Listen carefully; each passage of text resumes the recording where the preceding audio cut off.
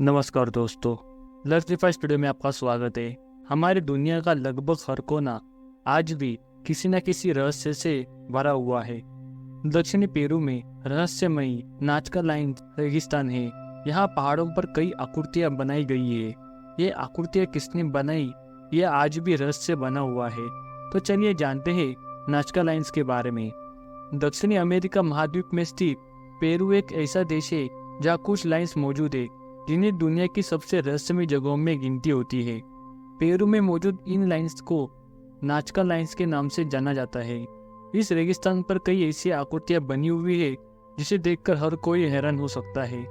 ये लाइन्स 50 से 100 साल प्राचीन नहीं बल्कि 2000 से अधिक प्राचीन माना जाता है।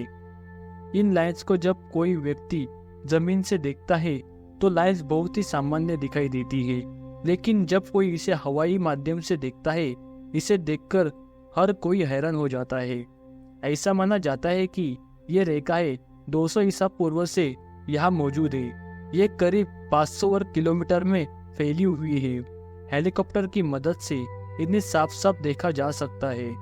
एक बात ये भी कही जाती है कि यहाँ दूसरे ग्रहों से आए यूएफओ उतरते थे, जिसके चलते सतह पर इतनी संरचनाएं बनी थी।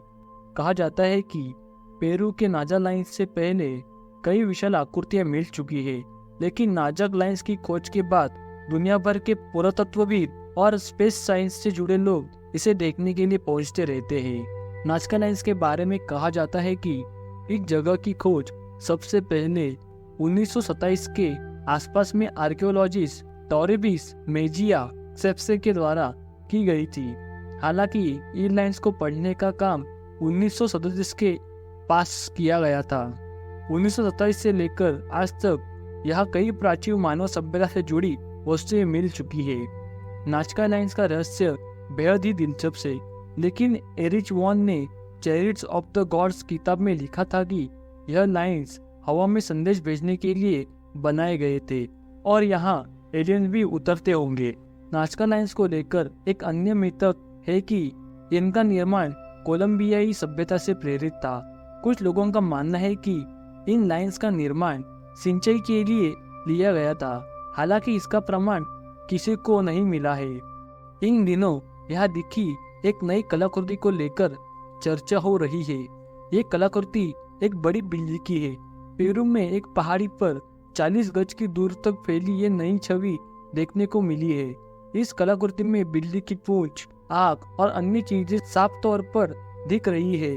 माना जाता है कि बिल्ली की इस तरह की छवि नाजका में पहले से मौजूद किसी भी प्रागैतिहासिक भूगोल की तुलना में पुरानी है। पेरू की प्रमुख मोइन इसला कहती है कि यह काफी चौंकाने वाला है कि हम अभी भी नए आंकड़े ढूंढ रहे हैं, लेकिन हम यह भी जानते हैं कि वहाँ और भी बहुत कुछ पाया जा सकता है। पुरातत्वविदों ने इस नाजका लाइन्स को एक यूनेस्को वर्ल्ड हेरिटेज साइट घोषित कर रखा है। पेरू की सांस्कृतिक मंत्रालय ने यहाँ लोगों को आना जाना प्रतिबंधित कर रखा है। लोग इस आकृति को दूर से देख सकते हैं। मंत्रालय का कहना है कि यदि लोगों को इन आकृतियों के पास जाने दिया तो वो वहाँ पहुंचकर इनके साथ कुछ न कुछ करेंगे, जिससे ये खराब हो जाएंगी।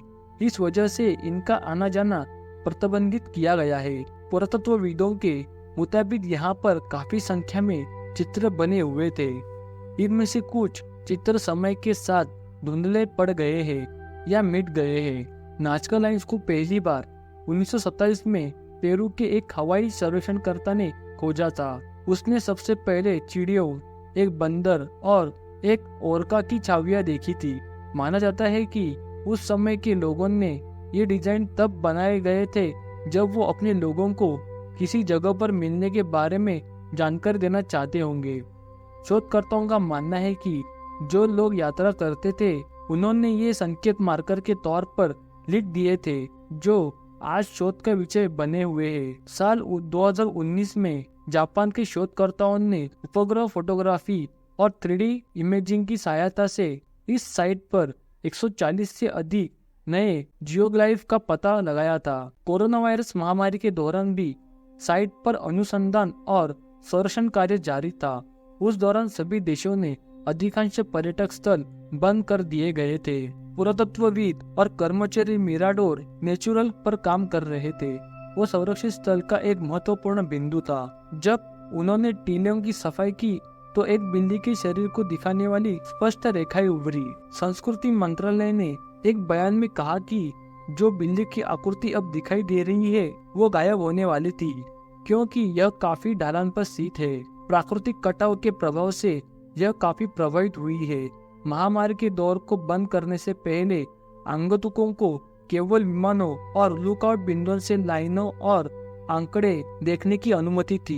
पेरू के एक अधिकारी और पुरातत्वविद लुइस जेमे कास्टिलो ने कहा कि यदि लोग ऐसी जगहों पर पहुंच जाते हैं तो वो उन रेखाओं पर चलते हैं जिससे नुकसान होता है। इससे ये पुरातत्विक चीजें खत्म हो जाती है। तो हमें कमेंट करके जरूर बताएगी आपको यह वीडियो कैसी लगी। साथ ही वीडियो को लाइक करें। ऐसी ही रहस्यमय और मजेदार वीडियोस देखने के लिए हमें सब्सक्राइब करें और साथ ही बेल आइकन को दबाएं ताकि हमारे वीडियोस जल्द से जल्द आप तक पहुंचे। धन्यवाद।